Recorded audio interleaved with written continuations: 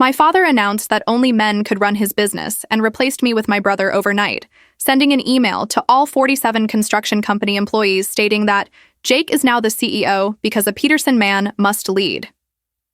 I had just closed an $8 million contract with the City Hall to build the new hospital, a negotiation that took 6 months, but my father said my brother would receive the credits because clients don't respect women in charge. The conference room fell silent as I read the company-wide email on my phone during our Monday morning meeting. 47 employees stared at their screens, watching my decade of work evaporate in a single paragraph.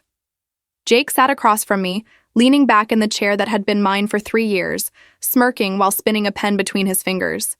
He hadn't attended a single client meeting in 5 years, preferred golfing over reviewing blueprints, and once asked me what rebar was during a site inspection. My father stood at the head of the table, arms crossed, waiting for my reaction like this was some test of feminine composure. I set my phone down carefully, the screen still glowing with his words, and watched Jake's smirk widen. He thought he'd won. Around the table, senior project managers avoided eye contact. Tom Harrison, who'd worked alongside me on the hospital bid, stared at his coffee cup. Elena Rodriguez, our chief architect, gripped her pen so hard her knuckles whitened. These people knew the truth. They'd watched me arrive at 5 a.m. to review contractor bids, seen me negotiate supply costs down by 18%, attended the presentations where I'd convinced city council members that Peterson Construction could deliver quality ahead of schedule. They'd also watched Jake stumble into the office at noon reeking of whiskey, miss critical deadlines, and blame his failures on everyone else. But none of them would speak. Not with my father standing there, radiating the same stubborn pride that had built this company from nothing 40 years ago, and now threatened to destroy it. I was Thomas Peterson's daughter, the child who'd spent weekends on construction sites since age 7, who'd earned a civil engineering degree while Jake partied through a business major he never finished, who'd increased company revenue by 42% in 3 years. My father had promised me the company. He'd said those exact words the day I brought him the hospital contract. "This is your legacy now, Sarah. You've earned it." That was 6 days ago. Then he'd had dinner with his brother Marcus, my uncle who still thought women belonged in kitchens. And everything changed. The email arrived Sunday night. No phone call, no conversation, just cold corporate language stripping away my title, my authority, my future. Jake cleared his throat, breaking the silence. "So, Sarah, since you're now senior project manager again," he paused, savoring the demotion, "I'll need you to walk me through all active contracts. Start with that hospital thing you were working on. That hospital thing. The project that would cement Peterson Construction as the premier builder in the state. The contract I'd structured with performance incentives that would bring in an additional $2 million if we finished early. The deal that required navigating environmental regulations, union negotiations, and 3 city departments." Jake didn't even know the client's name. I smiled at him. Actually smiled. The expression felt strange on my face, but I held it while reaching into my briefcase. "Of course, Jake. I prepared a complete transition folder for you." I slid a thick binder across the table. Every active project, every client contact, every pending decision. You'll find it all thoroughly documented. My father's eyes narrowed slightly. He'd expected tears, or rage, or pleading. Instead, I was cooperating. Jake grabbed the binder without looking at it, too busy basking in his new authority. He had no idea that binder contained only surface information, the kind of details any competent CEO could find in our project management software. The real knowledge, the relationships I'd built, the handshake agreements that made projects run smoothly, the promises I'd made about quality and timeline, those existed in my memory and in the trust I'd earned. Trust that evaporated the moment my father's email declared a Peterson man was in charge. "Glad you're being professional about this, sweetheart," my father said, using the diminutive he knew I hated. "Shows maturity." I gathered my things slowly, deliberately. Let them think I was defeated. Let them believe this was over. I'd spent 10 years learning every aspect of this business, including the parts my father thought I didn't notice. The shortcuts Jake took on the Riverside project that resulted in foundation cracks we'd quietly repaired. The bribes my uncle Marcus had paid to inspectors before I'd cleaned up our practices. The second set of books my father kept in his office safe, the ones that showed exactly how much profit he'd skimmed from certain projects. I knew where every body was buried, literally and figuratively. Peterson Construction had built its reputation on my work, but it had survived on secrets I'd spent years cataloging, waiting for the day I might need leverage. That day had arrived sooner than expected. As I walked toward the door, Elena caught my eye. She looked devastated, like she wanted to say something. I shook my head slightly. Not yet. Tom Harrison's jaw was clenched, his face red with suppressed anger. He'd turned down a position at Morrison Brothers Construction to stay with me, believing in the future I'd promised. Now he was watching it disintegrate. I'd need him soon, but first I needed everyone to believe I'd accepted defeat. "Sarah," my father called as I reached the door. "You'll still have an office. Just move your things to the one by the supply closet. Jake needs the executive suite. The office by the supply closet. 10 feet by 12 feet. No windows. Smelling perpetually of paint thinner and drywall dust. The office where we'd put the summer intern last year." I turned back, still smiling. "Perfect. I'll move this afternoon." Jake laughed, actually laughed, as if my humiliation was the funniest thing he'd witnessed. My father nodded approvingly, satisfied that his daughter knew her place. Neither of them noticed Elena's sudden sharp intake of breath, or how Tom Harrison's hand had moved to his phone under the table. They couldn't see what was beginning, the cracks forming in the foundation they'd just poured. I'd built this company's reputation one careful decision at a time. I could dismantle it just as methodically. The hospital contract was scheduled to break ground in 30 days. The city was counting on us. The architectural plans were approved, the permits secured, the subcontractors lined up. Everything was ready for a flawless execution that would showcase Peterson Construction's capabilities and open doors to projects 3 times larger. Mayor Davidson had personally shaken my hand, telling me this would be my moment, that everyone was watching to see if we could deliver what I'd promised. Jake couldn't manage a lemonade stand, let alone coordinate an $8 million construction project. And I wasn't going to help him learn. Let the Peterson man lead. Let's see how far he gets before everything collapses. I moved my belongings to the storage closet office that afternoon, carrying boxes past employees who suddenly found their computer screens fascinating. The space was exactly as degrading as intended. A metal desk with one wobbly leg, a filing cabinet that wouldn't lock, fluorescent lighting that hummed like angry wasps. My father wanted me to quit. He'd made that clear when he'd handed me the new organizational chart showing Jake's name in the bold font at the top, mine buried 3 levels down. I wasn't quitting. I unpacked slowly, arranging files with deliberate precision. The company directory went in the top drawer. My personal notebook, the one containing 10 years of observations, went in the locked briefcase under the desk. My laptop connected to the company server using the senior project manager credentials I still possessed. Nobody had thought to revoke my access to anything. Why would they? I was cooperating, being professional, accepting my demotion with grace. Jake's first executive decision arrived via email 30 minutes later. "Team meeting tomorrow, 9 a.m. All senior staff required. We're going to discuss my vision for the hospital project." His vision. The man who'd asked me last month what a load-bearing wall was now had a vision. Elena appeared in my doorway, closing the door behind her. "This is insane, Sarah. You know Jake can't handle the hospital project. The concrete pour alone requires coordinating 6 different contractors across 4 phases. He doesn't even understand the timeline." "I know." I continued organizing papers, not looking up. "So what are we supposed to do? Watch him destroy everything we've built?" Now I met her eyes. Elena Rodriguez had worked with me for 7 years. She was brilliant, meticulous, and utterly disgusted by what my father had done. "You're going to attend Jake's meeting tomorrow. You're going to listen to his vision. And you're going to document every single decision he makes." She studied my face. "You're planning something." "I'm following orders. I'm a senior project manager now, reporting to CEO Jake Peterson. Whatever he decides is his responsibility." I pulled out a specific folder from my briefcase, one labeled Hospital Project, Foundation Specifications. "When Jake asks for information tomorrow, give it to him. Don't offer advice he doesn't request. Don't correct his mistakes. Just answer his direct questions." Elena took the folder, understanding spreading across her face. "The specs in here are correct, completely accurate.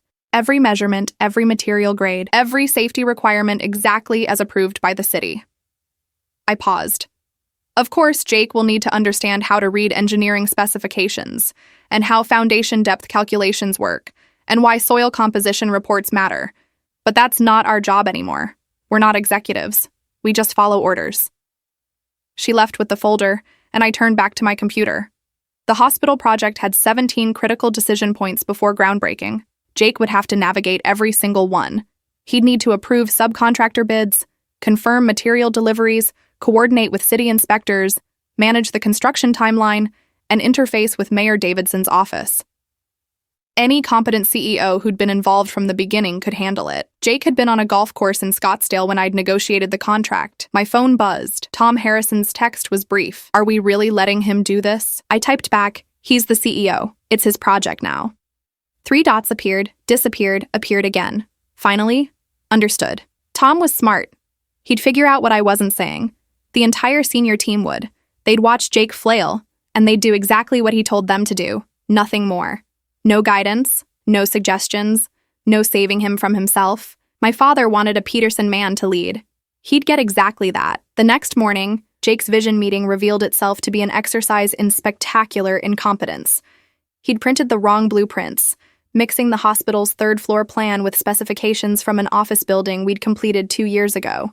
He'd confused the project timeline, announcing we'd break ground in 3 weeks instead of 4, shaving 7 critical days off the schedule. He'd also decided we should use cheaper concrete to increase profit margins, apparently unaware that the concrete specifications were part of our approved city contract. The foundation depth seems excessive, Jake announced, pointing at numbers he clearly didn't understand. We can probably cut that by 20% and save costs. Elena kept her face neutral. The foundation depth was calculated based on the soil composition report and the building's projected weight load. The city engineering department approved those specifications. Yeah, but I'm saying we can probably go shallower. Buildings don't need foundations that deep. It's overkill. Every engineer in the room knew that shallow foundations under a 6-story hospital would create catastrophic structural problems. Every engineer in the room remained silent, waiting to see if Jake would actually make this decision official. If you want to modify the foundation depth, Elena said carefully, you'll need to submit revised specifications to the city for approval. That typically takes 4 to 6 weeks. Jake waved his hand dismissively. We don't have time for that. We're breaking ground in 3 weeks. I'll approve the shallower foundation. Just update the contractor bids. Tom Harrison's pen stopped moving across his notepad. He looked at me. I looked at my hands, folded calmly in my lap. Jake had just made his first official decision as CEO, one that violated our city contract and would result in rejected inspection reports the moment we started digging. The hospital project would face immediate delays, potential legal action from the city, and possible contract cancellation. All because the new CEO didn't understand basic civil engineering. My father sat at Jake's right hand, nodding approvingly. He'd taught Jake to project confidence, to make bold decisions, to trust his instincts. He hadn't taught him the difference between confidence and competence. The meeting continued for 90 minutes. Jake made 6 more decisions, each one worse than the last. He cut the project management software subscription to save money, not realizing it was how we coordinated 47 different contractors. He moved the material delivery schedule up by 2 weeks, not understanding that concrete delivery timing was critical for proper curing. He announced he'd personally handle communication with Mayor Davidson's office, despite never having met the mayor. When he finally dismissed everyone, Tom lingered. Sarah, we need to talk. Not here. I gathered my things, nodding toward the parking lot. We met by my car, far enough from the building that security cameras wouldn't catch our conversation. Tom's face was flushed with anger. He's going to destroy the hospital project. Those foundation changes alone will get us shut down. Yes, and you're just going to let it happen? I unlocked my car, tossing my briefcase into the passenger seat. Jake is the CEO. He makes the decisions now. I'm just a senior project manager. My job is to implement his vision. His vision is catastrophic. Then maybe the company shouldn't have a CEO who doesn't understand basic construction principles. I met Tom's eyes directly. My father made his choice. He wanted a Peterson man leading this company. He's going to get exactly what he asked for. Understanding dawned slowly. You're documenting everything. I'm being a professional employee, following the CEO's directives and maintaining detailed project records. Standard procedure. I climbed into my car. By the way, Morrison Brothers Construction called me yesterday. They're looking for a chief operating officer. Someone with municipal contract experience. I told them I wasn't interested, but I gave them your name. Hope you don't mind. Tom's expression shifted from confusion to comprehension. Sarah. You have a family, Tom. Mortgage, 2 kids starting college. You shouldn't go down with a sinking ship out of loyalty. I started the engine, especially when the captain deliberately steered us toward the rocks. I drove away, leaving Tom standing in the parking lot. He'd make his own decision, but I'd given him the exit route. Elena would get one too. The good people, the talented people who'd built this company's reputation, they deserved better than watching Jake Peterson run it into the ground while my father applauded. The hospital project was scheduled to break ground in 26 days. Jake had just cut that to 19 and made engineering decisions that would violate our contract. He'd need to submit revised plans to the city, which he hadn't done. He'd need to notify the mayor's office of timeline changes, which he didn't know was required. He'd need to coordinate the accelerated schedule with 17 different subcontractors, none of whom had his contact information. I'd spent 6 months building relationships with every person involved in this project. The city planning director knew my cell phone number. The union representative trusted my word. The concrete supplier gave us preferred pricing because I'd never missed a payment in 3 years. All of those relationships existed because of me, not because of Peterson Construction's name. And I wasn't going to transfer them to Jake. That evening, I received an email from Mayor Davidson's assistant. The mayor would like to schedule a check-in meeting regarding the hospital project timeline. Please confirm your availability for next week. I forwarded the email to Jake with a brief note. FYI, Mayor's office requesting meeting. This is now your responsibility as CEO. Jake's response came 30 minutes later. You handle it. Tell them everything's on track. I smiled at my laptop screen. He'd just given me written documentation that he was delegating communication with our primary client, the same client he'd announced in today's meeting that he'd personally handle. I replied, per your directive in this morning's meeting, you indicated you would personally manage communication with the mayor's office. Please advise if this has changed. The response took longer this time. Fine. Set up the meeting. I'll take care of it. I scheduled the meeting for next Tuesday, 11 a.m. Jake would meet Mayor Davidson for the first time, having never reviewed the contract details, never attended any of the 6 preliminary meetings, never learned what specific outcomes the mayor had emphasized. He'd walk into that meeting blind, representing an $8 million project he didn't understand, discussing engineering specifications he couldn't explain. Meanwhile, I'd be in my storage closet office, maintaining detailed records of every decision, every directive, every failure. My father wanted a Peterson man to lead. Perfect. Let him lead us straight off the cliff. I'd be there to document the fall, provide evidence to our insurance company, and ensure everyone knew exactly who was responsible when everything collapsed. Jake's meeting with Mayor Davidson lasted 17 minutes before complete disaster struck. I knew because Elena texted me from outside the mayor's office where she'd gone as the technical support Jake had demanded that morning. Her message was brief. He called the mayor Mike and asked if we could use cheaper materials to maximize taxpayer value. Mayor's face went purple. Mayor Davidson's full name was Michelle Davidson, a detail anyone who'd read the contract would know. She was also intensely protective of the hospital project, having campaigned on improving healthcare infrastructure. Suggesting cheaper materials for a public hospital was like suggesting we poison the water supply. The fallout arrived 2 hours later via certified letter to the company. Mayor Davidson's office was formally requesting a comprehensive review of all Peterson construction qualifications and project plans before proceeding with groundbreaking. The letter specifically mentioned concerning gaps in executive leadership's understanding of contracted specifications and troubling suggestions regarding material quality compromises. My father stormed into Jake's office, his voice carrying through the walls. What the hell did you say to Mayor Davidson? I was trying to save money. Show fiscal responsibility. You insulted her intelligence and questioned her project. We have a signed contract. Well, Sarah should have briefed me better. The blame landed exactly where I'd expected. My father appeared in my closet office doorway 3 minutes later, face red, jaw clenched. Sarah, you were supposed to prepare Jake for that meeting. I looked up from my computer, where I'd been documenting today's events with timestamps and direct quotes. I wasn't informed I should prepare him. Jake stated in Monday's meeting that he would personally handle communication with the mayor's office. I assumed he was prepared. You knew he wasn't ready. I'm a senior project manager now, not the CEO. Jake makes executive decisions. I implement them. I returned my attention to my screen. If you'd like me to resume my previous responsibilities, perhaps we should discuss modifying the organizational structure. My father's expression shifted between rage and calculation. He wanted to yell, but anything he said would acknowledge he'd made a mistake promoting Jake. Just fix this. Call the mayor's office. Smooth things over. I don't have authority to represent the company in executive communications anymore. That's Jake's responsibility as CEO. I pulled up the email chain. Here's where he confirmed he would personally manage the mayor relationship. I documented it per standard protocol. The silence stretched. My father had built this company through stubbornness and force of will, but he'd never been stupid. He was beginning to understand the corner he'd backed himself into. If he overruled Jake now, it would prove his son was incompetent. If he forced me to fix Jake's mistakes, it would prove I should have kept my position. Either way, his decision to replace me with Jake looked catastrophic. Schedule a meeting with the mayor, he finally said. All 3 of us. Tomorrow. Mayor Davidson's office indicated they need time to review our qualifications. I doubt they'll meet with us tomorrow. I pulled up the official letter. They've requested complete documentation of Jake's experience and education relevant to managing municipal construction projects. Do you want me to compile that information? Another long silence. Jake's experience consisted of a dropped-out business degree and 5 years of showing up late to an office where he played computer solitaire. His education in construction was non-existent.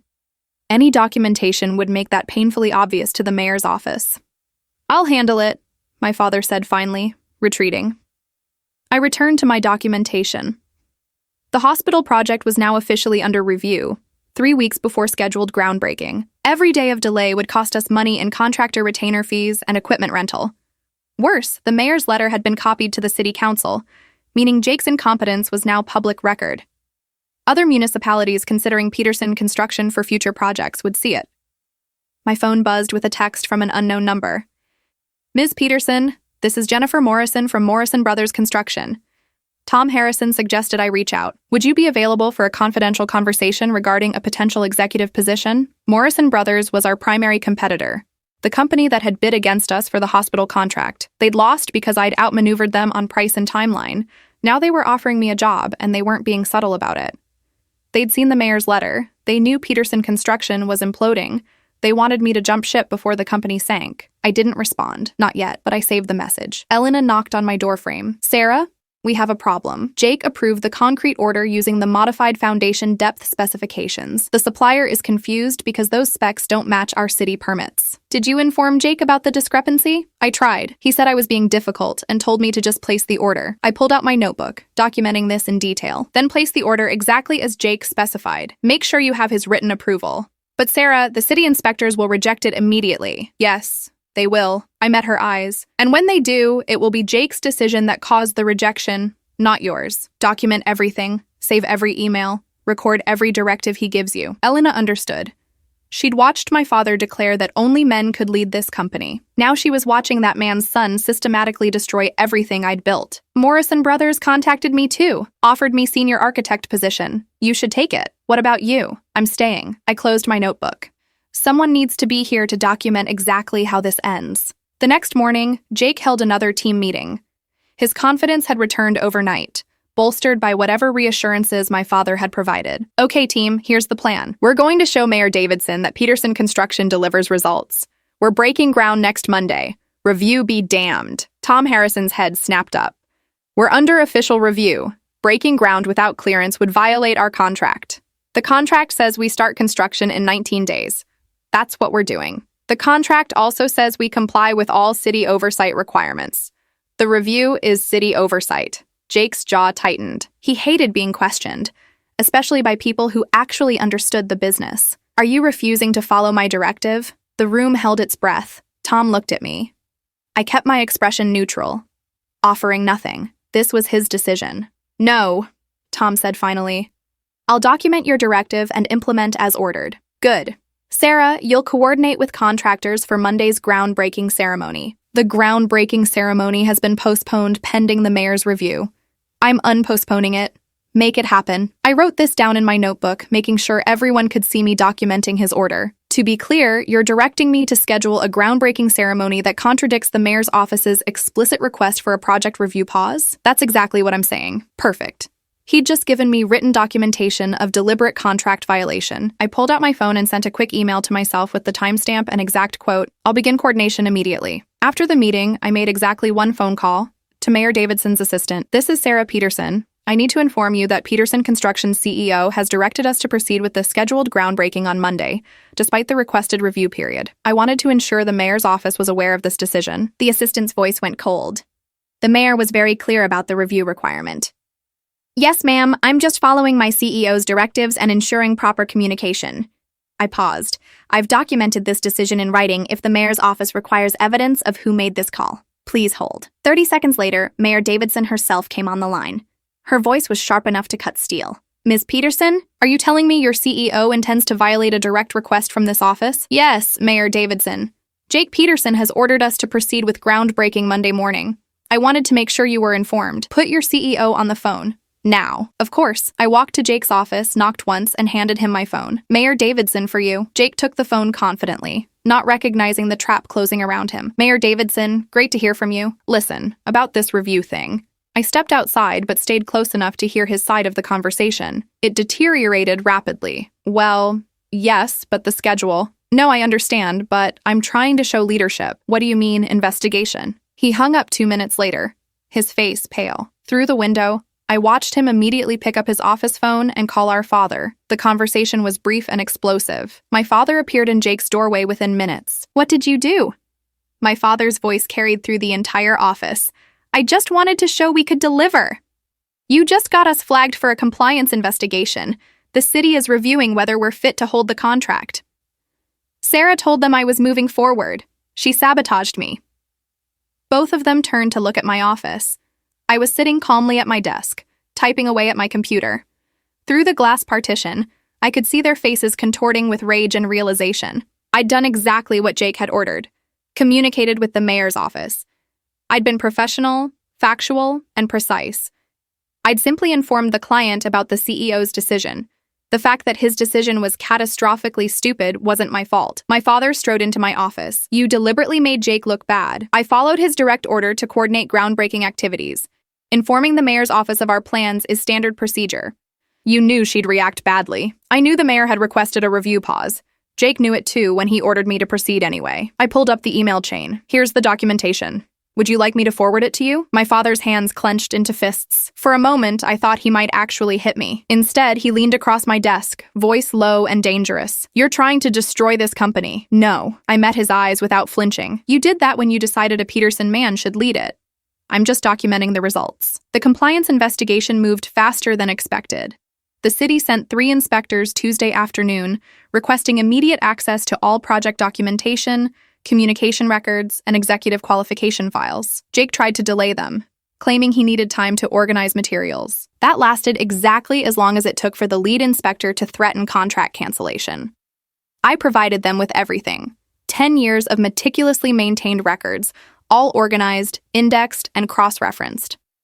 They spent 6 hours in the conference room, reviewing my documentation of every decision Jake had made since becoming CEO.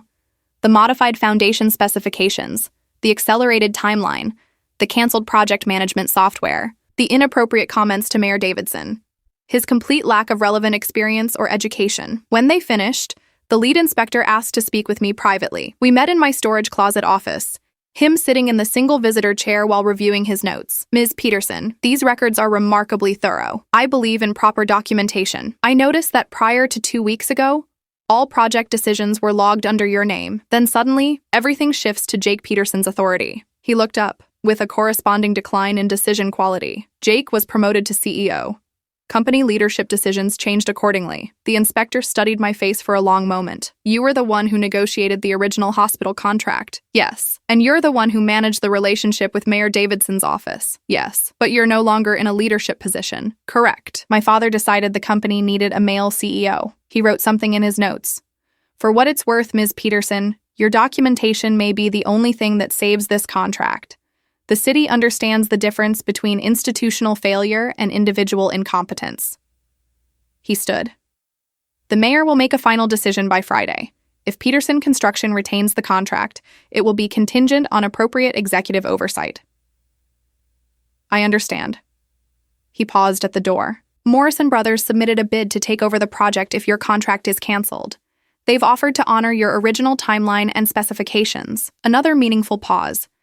They've also offered you a position as project director. I know. Are you planning to take it? That depends on what happens by Friday. He nodded slowly and left. Through my office window, I watched him deliver the news to my father and Jake. Their expressions shifted from defensive to panicked as he explained the city's position. The hospital contract was worth $8 million. Losing it would be catastrophic. Worse, if the contract moved to Morrison Brothers with me as director, it would prove definitively that I'd been the only reason Peterson Construction had won the bid in the first place. My father would have to admit he'd been wrong, in front of the entire company, in front of the entire industry. That evening, my father appeared at my apartment door. I'd been expecting him, though not this soon. He looked like he'd aged 5 years in 2 weeks. Can I come in? I stepped aside, letting him enter the small living room. He looked around at the sparse furniture, the bare walls. I'd never bothered decorating much, too busy building his company. "You're destroying everything I built," he said finally. "No. I'm documenting what happens when you hand everything you built to someone unqualified." I remained standing. "You taught me that, actually. You used to say the numbers never lie. That documentation protects you. That records matter. You could have helped him, guided him, like you helped me, guided me." The anger I'd suppressed for 2 weeks finally cracked through. I spent 10 years proving myself. I increased revenue by 42%. I won contracts against companies twice our size. I built relationships across this entire city, and you threw it away because Uncle Marcus said women can't lead. This isn't about Marcus. Then what is it about? Because it's not about competence. It's not about results. It's not about what's best for the company. I pulled out my phone, showing him Morrison Brothers' offer. "I have a better job waiting. More money, more authority, no glass ceiling. The only reason I'm still here is to make sure everyone knows exactly what you did." My father's face reddened. "So this is revenge?" "No, this is consequences." I pocketed my phone. "You made a choice. Jake is the CEO because he's a Peterson man. Now live with it. The city is going to cancel our contract. Probably. The company will lose millions. Definitely. Other clients will hear about it. We'll lose future bids. Without question." I finally sat down, suddenly exhausted. "You built something great, Dad. You really did, but you destroyed it the moment you decided your daughter wasn't good enough because she wasn't your son." He sat down across from me, looking older than I'd ever seen him. "I thought I was doing the right thing, keeping it in the family. Peterson men have run this company for 40 years, and in 2 weeks, a Peterson man ran it into the ground." We sat in silence. Outside, Portland's evening traffic hummed past. Somewhere in this city, Mayor Davidson was reviewing the inspector's report, making the decision that would determine Peterson Construction's future. Morrison Brothers was probably already preparing their takeover bid. Tom Harrison was updating his resume. Elena was packing her office. "If I make you CEO again," my father said quietly, "will you stay?" I'd been waiting for this. The desperate offer, the last-minute reversal. 2 weeks ago, I would have taken it immediately. Now, I just felt tired. And how long until the next time? Until another client questions having a woman in charge? Until Uncle Marcus whispers in your ear again? I shook my head. "You can't unring this bell, Dad. Everyone knows now. They know you don't believe in me. They know you'll throw me aside the moment it's convenient. That's not, it is. And we both know it." I stood up, walking to the door. "Morrison Brothers believes in me. They're offering me full authority, equity stake, and public credit for my work. Why would I stay with a company where my own father doesn't trust me?" He stood slowly, understanding that he'd lost. Not just the hospital contract, not just the company's reputation, but his daughter. "Sarah, please. The city will make their decision Friday. Whatever happens, happens." I opened the door. "You wanted a Peterson man to lead. Congratulations. I hope it was worth it." He left without another word. I closed the door and leaned against it, finally allowing myself to feel the weight of the last 2 weeks. I'd systematically documented my brother's failure, knowing it would likely destroy the company my father had built. I'd maneuvered and manipulated and waited for Jake to hang himself with his own incompetence. I'd orchestrated this entire collapse with the precision I used to bring to construction projects, and I felt no guilt whatsoever. Friday arrived with gray Portland rain and an email from the city at 9 a.m. sharp. Peterson Construction's contract for the hospital project was officially terminated, effective immediately. The termination letter cited fundamental failures in executive competence, violations of communication protocols, and inability to demonstrate qualified project leadership. It was copied to every city department, the city council, and would be public record. Morrison Brothers Construction was awarded the contract within 2 hours, with an addendum noting that Sarah Peterson would serve as project director with full authority over execution. I drafted my resignation letter while sitting in my storage closet office one last time. 2 sentences. Effective immediately, I am resigning from Peterson Construction. Thank you for the opportunity. I printed it, signed it, and walked it to my father's office. He was sitting at his desk, staring at the termination letter on his computer screen. Jake stood by the window looking shell-shocked. They both turned when I entered. "The hospital contract is gone," my father said flatly. "Yes. And you're taking it with you." I placed my resignation letter on his desk. "Morrison Brothers is taking it. I'm just doing what I've always done, managing construction projects competently." Jake finally found his voice. "You sabotaged us. You made me look bad on purpose. I turned to him slowly. I did exactly what you told me to do. Every single decision was yours. Every disaster was your directive. I just documented it. I smiled without warmth. You wanted to be CEO. You got to be CEO. This is what happens when an unqualified person leads a company. You could have helped me. Why? So you could take credit like you took credit for the hospital contract I negotiated? I shook my head. You wanted the title. You got it. I hope it was everything you dreamed. My father stood up. Sarah, this will destroy us. Yes, it will. I picked up my briefcase, taking one last look at the office where I'd spent so many hours planning, negotiating, building. You made your choice, Dad. You chose Jake because he's a man. Now you get to live with a man's failures. Please, the word came out broken. Don't do this. I'm not doing anything except accepting a better job offer. I walked to the door, then paused. By the way, 3 of our senior staff are also joining Morrison Brothers: Tom Harrison, Elena Rodriguez, and Mike Chen.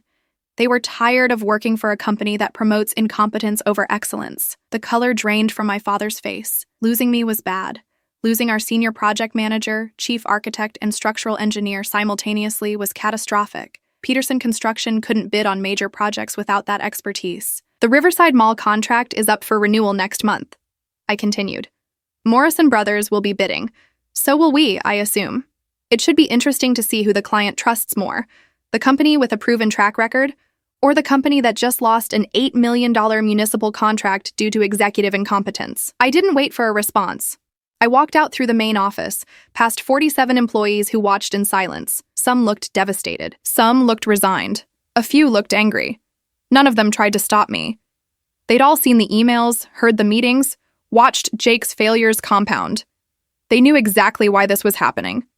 Elena met me at my car, her own boxes already loaded. Tom and Mike are right behind us. We're all starting Monday. Good. I unlocked my car, loading my single box of personal items. Morrison Brothers has the hospital project, but they'll need a full team to execute it properly. Sarah. Elena's voice was soft. Are you okay? I thought about it. 2 weeks ago, I'd been CEO of my family's company, running the biggest project of my career. Now I was unemployed, had destroyed my relationship with my father, and had engineered the systematic collapse of everything he'd built. I'm perfect, I said, and meant it. Morrison Brothers Construction's offices occupied 3 floors of a modern building with floor-to-ceiling windows overlooking the Willamette River. My new office was twice the size of my father's, with actual furniture that didn't wobble and lighting that didn't hum.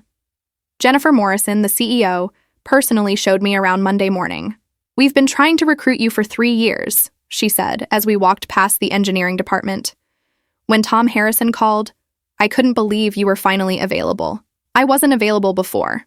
I was trying to build my father's company. I looked out at the city skyline. Turns out he didn't want it built. His loss, our gain. She handed me a thick folder. Hospital project documents.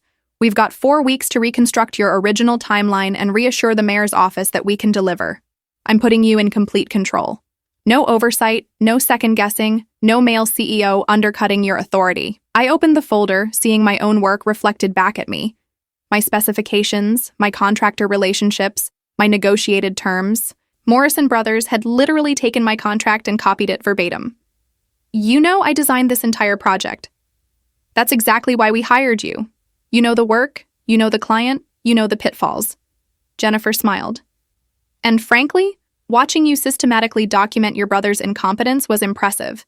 Those records you provided to the city inspectors were masterful. I believe in thorough documentation. So, I've heard. She leaned against the window frame. Peterson Construction is already facing lawsuits from 2 subcontractors who are demanding payment for work your brother canceled. Apparently, he didn't understand contract law. Jake didn't understand much of anything. The industry is talking. Everyone knows what happened. Your father's reputation is destroyed. She paused. Does that bother you? I thought about my father's face when I'd handed him my resignation. The shock. The betrayal. The desperate plea for me to stay. I thought about Jake's smug expression when he'd taken my office, my title, my project.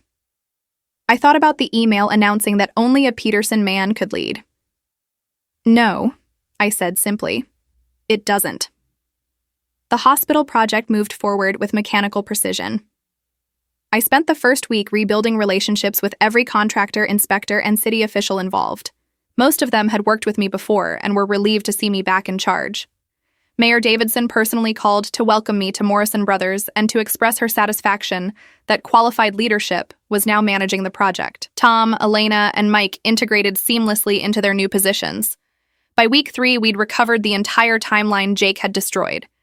The foundation specifications were corrected, the contractors realigned, the permits properly filed. We broke ground on schedule with Mayor Davidson and the entire city council present, celebrating not just the hospital but the return of competent project management. The local business journal ran a feature story, Sarah Peterson's Second Chance, How One Woman's Determination Saved the Portland Hospital Project. The article detailed everything: my father's decision to replace me with Jake, Jake's systematic failures, the contract cancellation, my move to Morrison Brothers. My father refused to comment. Jake couldn't be reached. Peterson Construction's office building had a for lease sign 6 weeks after I left. My father called me once during that time. It was late evening, 3 months after I'd walked out. "The company is bankrupt," he said without preamble. "I know, it's public record." "Jake." His voice cracked. "Jake moved to Arizona, said he can't show his face here anymore. Probably smart. Sarah, Long pause. "I was wrong." "Yes, you were. Can you forgive me?" I looked out my apartment window at the Portland skyline, at the city where I'd spent a decade building a reputation that my father had tried to strip away. "I don't know, Dad. Can you forgive yourself for throwing away something great because of pride and prejudice?" He didn't answer. The silence stretched until he finally hung up. I didn't call back. The hospital project finished 2 months ahead of schedule and $400,000 under budget. Mayor Davidson held a ribbon-cutting ceremony with full media coverage. Jennifer Morrison gave a speech crediting the success to exceptional project leadership and engineering excellence. When the mayor asked me to say a few words, I kept it brief. This hospital represents what's possible when qualified people are trusted to do their jobs, when expertise matters more than gender, when competence is valued over tradition. I looked directly at the camera, knowing my father was probably watching. I'm grateful to Morrison Brothers for giving me the opportunity to prove what I've always known, that I'm exactly as capable as I always said I was. The applause was deafening. That evening, Tom, Elena, Mike, and I celebrated at a downtown restaurant. We toasted to the project's success, to new beginnings, to working for a company that valued talent. "Your father showed up at the office last week," Tom said quietly. "Asked if we were hiring. Said he had 40 years of construction experience." I set down my glass. "What did Jennifer say?" "She told him we only hire qualified candidates." Tom grinned. "Then she suggested he ask his son for a reference." I laughed, actually laughed for the first time in months. The image of my father, the man who'd built an empire through sheer stubbornness, being told he wasn't qualified by the company his daughter now helped lead, was too perfect. "What happened to him?" Elena asked. "After the bankruptcy?" "Last I heard, he's working as a site supervisor for a small residential contractor. Union job, hourly wage." I shrugged. "It's honest work. Maybe he'll learn something." "And Jake?" "Arizona, apparently. Selling insurance or cars or something. Whatever job doesn't require actual competence." We sat in silence for a moment, contemplating the absolute destruction of Peterson Construction. 40 years of building, gone in 6 months because of one catastrophically stupid decision. Some might call it tragic. I called it justice. "Do you ever regret it?" Mike asked. "The way it ended?" I thought about the storage closet office, the dismissive treatment, the email announcing I wasn't good enough because of my gender. I thought about Jake's smirk and my father's approval and my Uncle Marcus's satisfaction. I thought about 10 years of work thrown away for masculine pride. "Not even a little bit," I said. "They made their choice. I just made sure everyone saw the consequences." My phone buzzed with an email from Jennifer Morrison. "Seattle Children's Hospital Expansion Project. $23 million. Client specifically requested you as project director. Interested?" I showed the team. Elena whistled. $23 million. That's nearly triple the Portland hospital. That's what happens when you build a reputation for excellence instead of nepotism. I typed back a single word. Absolutely. The Seattle project would take 2 years. Then there would be others. Bigger projects, higher profile, more responsibility. I'd build a career that had nothing to do with my father's name, proving every day that the daughter he'd dismissed was exactly as competent as she'd claimed. Meanwhile, Peterson Construction's bankruptcy would serve as a cautionary tale in business schools. My father's decision to replace qualified leadership with gendered nepotism would be analyzed in management classes. Jake's failures would be case studies in the importance of expertise. And I would be the woman who'd documented it all, who'd stood back and watched them destroy themselves, who'd walked away and built something better. My father wanted a Peterson man to lead his company. He got one, and that man burned everything to the ground while I stood there with a fire extinguisher I chose not to use. Some people might call that cruel. I call it accountability. The Peterson name used to mean quality construction in Portland. Now it meant cautionary tale. My father used to be respected in the industry. Now he was pitied, the man who'd destroyed his own legacy for outdated pride. And me? I was Sarah Peterson, project director at Morrison Brothers Construction, the woman who turned down 8 figures worth of projects and had clients requesting her by name. Not bad for someone who was told she wasn't good enough. 2 years later, I stood in the completed Seattle Children's Hospital, watching sick kids explore the bright, cheerful corridors I'd helped design. Mayor Davidson of Portland had driven up for the opening ceremony, bringing news. "Your father asked me to give you something." She handed me an envelope. Inside was a single handwritten note. "You were right. I'm sorry, Dad." I folded it carefully and put it in my pocket. Maybe someday I'd respond. Maybe someday I'd forgive him. But not today. Today, I had a $23 million project completion to celebrate, a career that was entirely my own, and a reputation built on excellence instead of gender. My father had wanted a Peterson man to lead his company. Instead, he got exactly what he deserved, nothing. And I got exactly what I'd earned, everything. The universe has a funny way of correcting injustice. Sometimes it just needs a patient daughter with excellent documentation skills and zero interest in saving someone from their own stupidity.